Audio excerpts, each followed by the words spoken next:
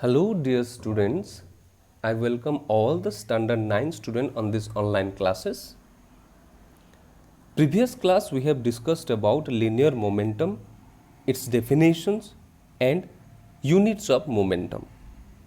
Then Newton's second law of motions, its derivations and force is equal to mass into acceleration is derived from Newton's second law of motions. These all things already we have discussed and I hope all of you have understood that one properly. Today we will be going to learn about the consequence of relations force is equal to mass into accelerations and examples of Newton's second law of motion in our day-to-day life. Okay, so without delaying, let's get started this one. Consequence of relation force is equal to mass into acceleration. As we know that one, that force is equal to mass into accelerations. So let us understand this one through an example. Let us take an object and place it on the tabletop. If we are not applying any kind of force on that particular object, then is it possible that object will move or change its position from one point to another point? No, the object will not move anywhere due to the inertia of rest only. Because we have not applied any kind of force, so on that case force is equal to 0. At the same time, because it is not moving anywhere, the acceleration also 0. But is it possible that mass of that particular object will be 0? No, that mass is the constant quantity which cannot be 0. So the velocity is also a constant quantity.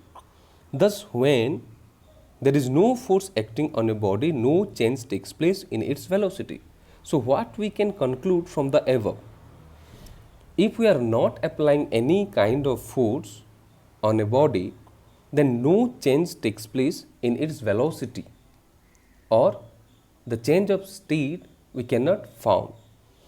So when the body is at rest, it continues to be in the state of rest only, that is due to inertia of rest. And if the body is in motion, it continues to move with the same velocity due to the inertia of motion. Okay, I hope all of you have understood this one. Then the next one is the examples of Newton's second law of motion in our day-to-day life. Let us see the first example. A fielder pulls his hand backward while catching a cricket ball coming with a greater speed. So previous class what we have learned that one. So whenever if the object is having the greater speed, that means it contains more momentum. And one more thing also, if the object is having greater mass, then also it contains greater momentum. So while that ball is coming towards that fielder with a greater speed, that ball is having greater momentum, so that it can damage a huge amount. Okay, so that's why that fielder pulls his hand backward direction to reduce the momentum of the ball with a little delay, so that at the same time he can catch the ball and cannot get hurt also. Okay, then the next one, a karate player breaks a pile of tiles or a slab of ice in a single blow. It is quite difficult for all of us to break that one, but that karate player can do it. So that karate player is applying the science here. Okay, with a little bit of time, he used to produce a greater amount of force. And you know that one, if the force is more, then greater amount of momentum will be also present, and it will be easier to break the pile of tiles or a slab of ice also. So this one is the example of Newton's second law of motion. Then the third one, for athlete of long and high jump, sandbed or cushion bed is provided to allow a delayed change of momentum to 0 because of jumping of athlete. So this one is also an example of Newton's second law of motion. So to reduce the momentum to 0, that cushion bed or sandbed is provided for the athlete of long jump and high jump. Okay. Then the last example, car passengers are advised to wear seat belts. It enables the entire momentum of the passengers to be reduced to zero in a long time interval.